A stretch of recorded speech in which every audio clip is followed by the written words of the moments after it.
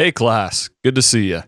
This is our first lecture talking about some conceptual components about presenting, primarily ethos, pathos, and logos, as well as rhetorical structure. So let's get started. So the first thing we want to talk about is that ethos, pathos, and logos. If you're familiar from a past English class, these terms might be familiar to you, the Greeks. That's again, rhetorical presenting also is probably very similar to what you may have learned in English. However, it is different in the presenting context. But the reason why I like to start the class out having a conversation about these three terms is because I will be referencing these three terms continuously as not just a grading metric or grading criteria for all of your presentations, but I'll also use it to reference our analysis of other presenters, other business interactions, interviewing, etc. So these terms we'll use frequently. So let's figure out what they are about. So ethos, quick pause. You familiar with what it is? Well, originally it's called character. It means the character of a person. In this context, we will extrapolate that out into credibility and trust. What do I mean by that? So when you are doing a business presentation or you are in an interview, you want your audience to trust you. But in order to do that, you need to build credibility, usually within the first 30 seconds of meeting and interacting with your audience. So we usually do this by stating our title, our years of experience, or any other relevant information. So this first assignment in the elevator pitch is basically geared entirely towards building ethos.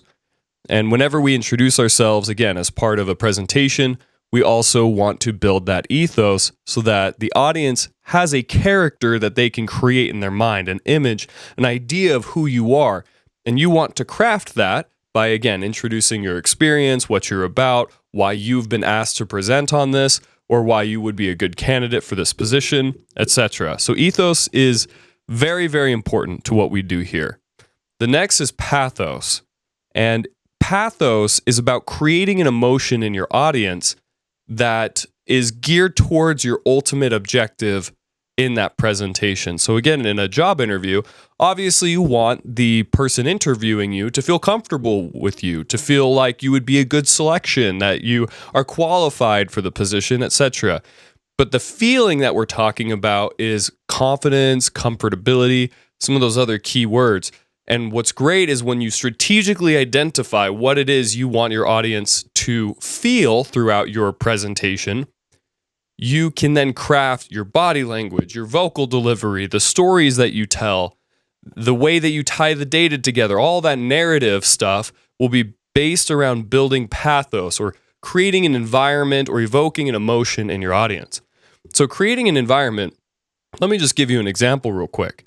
If at the beginning of this video, I started playing a whole bunch of scary, spooky music, well, that would create an environment for you. Maybe it would be suspenseful. Maybe you would be like, this doesn't make sense because this is a presenting class. Why is there spooky music playing? So then that emotion that would be evoked would be confusion. And if I did that on purpose and you reacted that way, well, then I accomplished my goal of evoking an emotion and creating an environment for you. So when we do outlines for presentations and when we go into interviews and whatnot, we're going to be strategic about this. We're going to say, okay, what do I want my audience to feel, or what do I want the environment around them to feel like as a result of my presentation or the information that I'm delivering? So pathos, big time. The number one way we build pathos with an audience is usually through storytelling. So we'll develop that skill as well in the course. Next is logos, okay? Logos is pragmatism. It's the logical part of our brain that wants to see if this makes sense. So we are emotional creatures, and so that's why you'll see in marketing and salesmanship a lot of pathos, a lot of storytelling, a lot of problem solution, and they'll build up an emotion in you. Think about like a classic, what are those called? Oh, they're ads on TV. Wow, I can't believe I can't remember this. It's like, it starts with like, a black and white scene of somebody who's like really struggling with something like Tupperware. Like they'll open a cupboard and a whole bunch of Tupperware will fall on them and they'll be like, oh no. And then the voiceover will be like, are you tired of trying to find Tupperware that fits the food, but then it just gets lost and is, blah, blah, blah. And they build up the problem.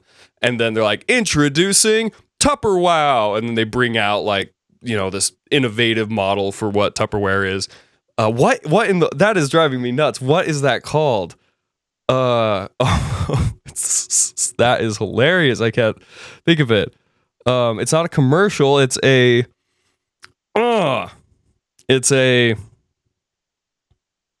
infomercial. That's what it is. Thanks, brain.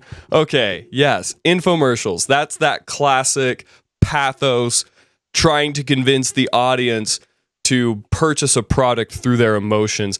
But you'll always see after they do that whole little skit, they do that whole bit, they'll introduce a whole bunch of logos to it. That 9 out of 10 chefs recommend this culinary knife, or they'll show you, they'll demonstrate just how sharp those knives are by cutting through something, which is a little bit of pathos and logos. But the logos here would be the warranty, like what we have a lifetime warranty, and if anything ever happens to your knives, we'll take care of it. That's a very pragmatic, a very logical reason to purchase a item.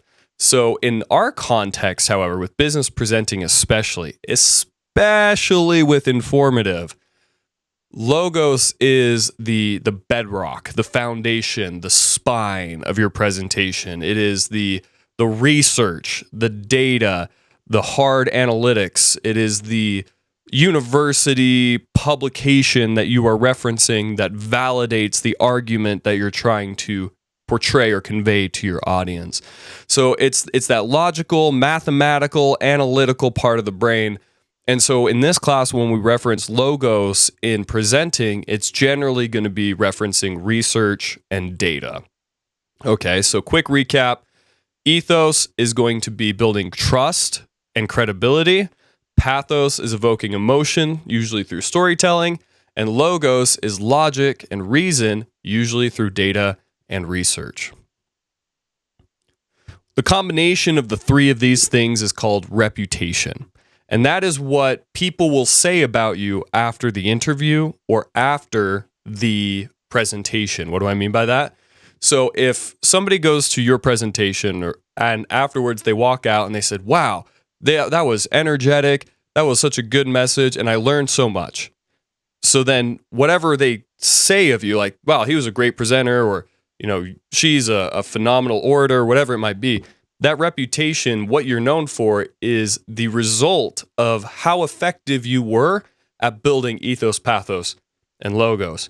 I mean, a lot of the times in the business world, because most business presenters don't know how to business present, they don't have a reputation because they fail to do any of these three things. And those presentations are forgotten and they're unmemorable. And that presenter, unfortunately, doesn't get an opportunity to present again or maybe be next up for a promotion or whatever it might be. Presenting really can have a huge impact on your career growth and progression. So that's why we care about building ethos, pathos, and logos, is because we care about that reputation.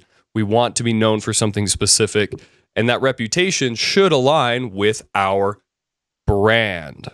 Okay, we're going to talk about branding in another video, but that is the start. We want our ethos, pathos, logos to align with our brand. We want that reputation, that what we're known for when people are walking out, they're saying, yes, this was an awesome, professional, exciting, or informative, or, well-researched. Any of those words that you want your audience to say about you walking out is a product of how effective you were at building ethos, pathos, and logos.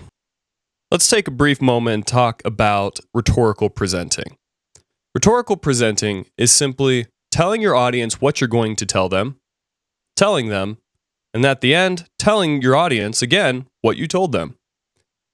When I was an English student in Tarrant County College in Texas, Dallas-Fort Worth, it was a community college, And it was my first English class in my bachelor's degree. And there was this very salty, old, crotchety English teacher who was my professor. And let me just tell you, this guy, he seemed so sharp and harsh and just like, don't mess with me. If for his brand, I guess you could say it really was standoffish. I know I'm the authority, I'm the expert, and just no nonsense. Dry as a desert when it came to humor.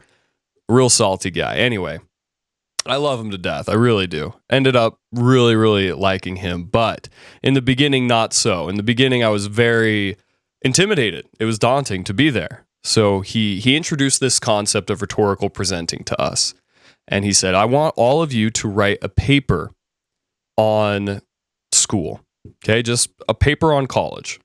And all I want you to do is tell me what you're going to tell me. Then tell me what you told me. So, I wrote probably a full page where at the beginning I said, in this essay, I am going to talk to you about college, what makes it great, why it's helpful, and blah, blah, blah, blah. And then in the middle, I spent a few paragraphs talking about how education can get you a good job and how college is a great place to meet people. And, I just go on. And at the end, I just said, in this essay, you read about why college is great and you should go to college or something like that. Okay. And I turned my paper in along with all my other students. And the next class period, we all had D's and F's because per our English teacher, he said, nope, you guys gave me a whole bunch of extra stuff I didn't ask you to do. And so you failed the assignment. Just tell me what you're going to tell me. Then tell me what you told me. And so we did it again. And I just tried being a little bit more concise. And yeah, we submit it, get it back. A little bit better, he says, but still C's and D's. And especially like those A students, they're freaking out. They are freaking out. They're like, oh no, like how am I going to make this up? Can I do extra credit? And I'm mad because I'm just upset. I'm like, I worked hard on this and whatever. And he's like, nope. So then finally, in spite of him, to spite him, I wrote, I'm going to talk to you about college. The next sentence. This is a sentence about college. And then at the end, I put, that was a sentence about college. And then I submitted it. And that guy gave me an A on that paper. He's like, you finally earned an A. And he explained over the course of introducing us to this class that we needed to strip ourselves of all the extraneous, superfluous nonsense that we are trained and taught in K through 12. When you write an essay in high school, just the amount of fluff that you can put in one paragraph without ever actually saying anything is incredible. And for some reason, those teachers gave us good grades on that because as long as you filled up the 5-page requirement, you were successful, I guess. But here in the business world and here in business presenting especially, that's not going to fly. And that's not true rhetorical presenting. We're going to keep it concise. We're going to keep it pithy. And we're going to trim all that fat. So in this class, maybe some other business presentations class, you might have a 20, 30-minute presentation. But what are you going to fill all that with? No, what I think is more challenging and more indicative of your ability as a presenter is if you can condense a 30, 20-minute presentation into 6 to 8 minutes, being concise, having all of the information, having all the data, all that good stuff, and then telling, again, your audience what you're going to tell them, introducing it, telling them, and then telling them what you told them so that they clearly know what they're walking away with, they know what to expect, etc. It is psychology. It is the psychology of the mind that is repetition is the way that we remember.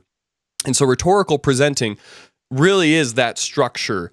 In writing, it's a little bit different, but here in presenting for this class, it's going to be just that simple explanation We are going to tell them 3 key points that we are going to talk about in our presentation. We are then going to deliver those 3 points succinctly, pithily, with energy and pathos and all that good stuff. And then at the end, we're going to recap exactly those 3 points before we transition into the call to action closing at the end. So just know you'll be hearing this phrase quite a bit. Rhetorical presenting. Tell them what you're going to tell them in the introduction. Tell them in the body, and then tell them what you told them in the recap closing.